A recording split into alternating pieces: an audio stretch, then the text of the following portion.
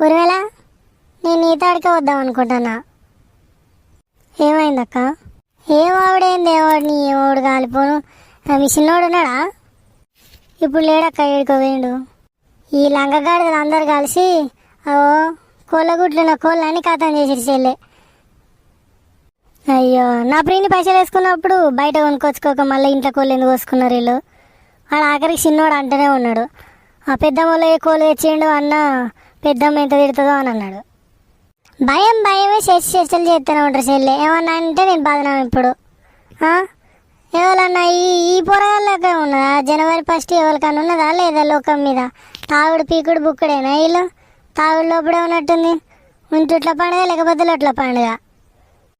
మీ మరిది కూడా మొత్తుకొని వదిలేసిండు.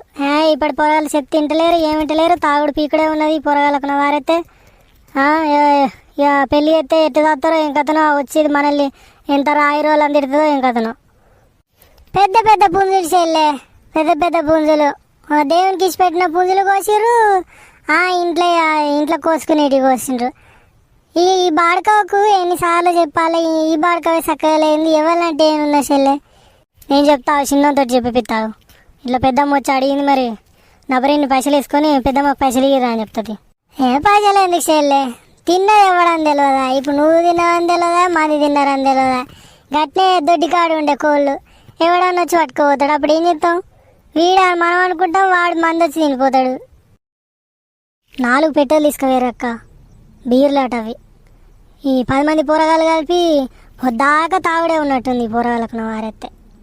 4 పెట్టెలా చెల్లె? 2 తీయపోయినవే అలాగెళ్ళి సీసాలు తీసి మా మరిదికో ఎవరికన్నయ్యాక. అమ్మో, వాడు ఏర్పాటు చేస్తారు కాదక్క. ఈ చిన్న కొడుకు తక్కువ అనుకుంటున్నా వాడు. అయినా మనం తాగేటోళ్ళంగా తినేటోళ్ళంగా తీయక్క. ఏం చెప్తాం మరి? వాడి ఇంటికి రాని, వాడి ఇంటికి వచ్చినాక వాడిని సంగతి చెప్తా. ఇట్లా కాసేలే, వాడిని సరిగా అరుచుకుంటేనే నడుతుంది. ఇప్పుడు మనం ఎంతోరైనా వేస్టే.